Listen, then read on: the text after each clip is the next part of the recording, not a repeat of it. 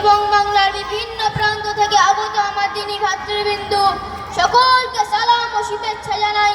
আজকের এই মোহিত প্রোগ্রাম আমার বক্তব্যের বিষয় হলো ইসলামী সভ্যতা ও সংস্কৃতি। প্রিয় শ্রোতা মণ্ডলী, ইসলাম ধর্ম সর্বকালে সর্বশ্রেষ্ঠ এক ধর্ম, যার মাঝে রয়েছে বিশ্ব মানবতার জন্য এক পূর্ণ ও সত্য জীবন ব্যবস্থা। ইসলামী সভ্যতা সম্পর্কে জানতে ও বুঝতে হলে আমাদেরকে জানতে হবে তথাকথিত সভ্যতাকে। সভ্যতা অক্ষায়িত করার ক্ষেত্রে একটি বিষয় বিবেচনা আনা হয়। মৌলিকভাবে তা হলো জনতার অধিকার ও নিরাপত্তা সুনিশ্চিত হওয়া ও দরিদ্রদের মুক্তি হওয়া। সন্ত্রাস ও দুর্নীতি দমনে জাতির সুজাতাদর্শী এক বদ্ধ থাকা। সবচেয়ে গুরুত্বপূর্ণ হয়েছে নীতি ও নৈতিকতার অবক্ষয় না ঘটা ও একে অপরের প্রতি সহমর্মী হওয়া। উল্লেখিত পয়েন্টগুলোর উপর আলাদা পর্যালোচনা করলে জানা যায় যে প্রাচীন ঐতিহাসিক শৈল্পিক সভ্যতা থেকে নিয়ে আজকের এই তথাকথিত পশ্চিমা সভ্যতা পর্যন্ত কোন সভ্যতাকেই মানদণ্ডে উন্নীত করা সম্ভব নয়। কেননা এইসব সভ্যতার চিন্তা কৌশল দিকগুলি শুধু মুভি, ওয়েব সিরিজ, হলিউড এর মাঝেই সীমাবদ্ধ। সম্মানীয় শ্রোতাবর্গ, বাস্তবিকভাবে সভ্যতা পরিসরে মিশে আছে অন্যান্য অবিচারক, হিংসা, বিদ্বেষ, অশ্লীলতা, নম্রতা, অবক্ষয় ও নিরাপত্তার ঝুঁকি।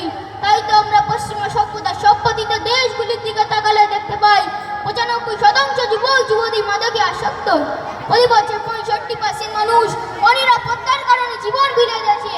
অপরদিকে ইসলামী সভ্যতা, রোম পারস্য সভ্যতা নোংরামিকে দুমড়ে মুচড়ে প্রতিষ্ঠান করেছেন এক নীতি ও নীতিগত মহান সভ্যতা। কিন্তু তারাই আজ ইতিহাসের অতর্করে হারিয়ে গেছে। কুরআনী ও ইসলামী সভ্যতা আজও তার গৌরবময় ইতিহাস নিয়ে মাথা উঁচু করে দাঁড়িয়ে আছে এবং দাঁড়িয়ে থাকবে। কেননা মহান আল্লাহ তাআলা কুরআন মাজিদে বলেছেন, ইন্না নাহনু নাযালনা যিকরা ওয়া ইন্না লাহু লাহাফিজুন, অর্থাৎ আমি এই কুরআনকে অবতীর্ণ করেছি এবং আমি কুরআনের হেফাজত করব। শ্রোতা, আর এই কুরআনী সভ্যতা পৃথিবী পরিপূর্ণরূপে বাস্তবায়িত হয়েছিল। উটের পালে রাখাল হয়েছিল, অর্ধেক দুনিয়া নেই ও নীতিবান একজন শাসক। সভ্যতার যুগে মানুষের প্রথা ছিল, কোথায় কোথায় যুদ্ধ বিদ্রোহ এবং সংস্কৃতি কোনো বলাই ছিল না। কিন্তু ইসলাম আসার পর বদলে যায়। অসভ্যতার মানচিত্র তৈরি, সভ্যতা পরায়ণ, নির্দয়কে দয়াশীল, শত্রুকে মিত্র, মুশরিককে একত্ববাদ, উশৃঙ্খলাকে শৃঙ্খল। সম্মানীয় শ্রোতা মণ্ডলী, তবু অত্যন্ত দুঃখের সাথে বলতে হয় বিজ্ঞানের চরম উন্নতি ও অগ্রগতির যুগে ইসলামী সভ্যতাকে ব্যর্থ। পৃথিবী আজ পশ্চিমা সভ্যতা ছাড়া অচল। তাদেরকে আমি দায়িত্ব কণ্ঠে বলতে চাই, আরে তোমাদের সভ্যতা তো আমাদের শেখায় লক্ষ লক্ষ মুসলিম নারীর উপর নির্যাতন, রুলার চালিয়ে মৃত্যুর মুখে ঠেলে দিতে।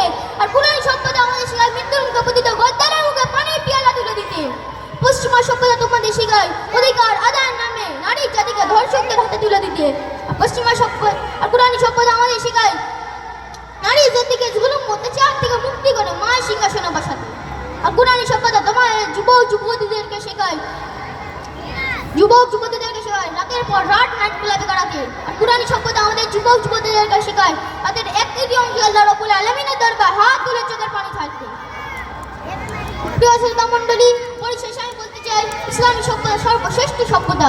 আল্লাহ তাআলা আমাদেরকে ইসলামী সভ্যতা প্রতিষ্ঠিত করার তৌফিক দান করুন। আমিন। ওয়া আখিরু দাওয়ানা আনিল হামদুলিল্লাহ।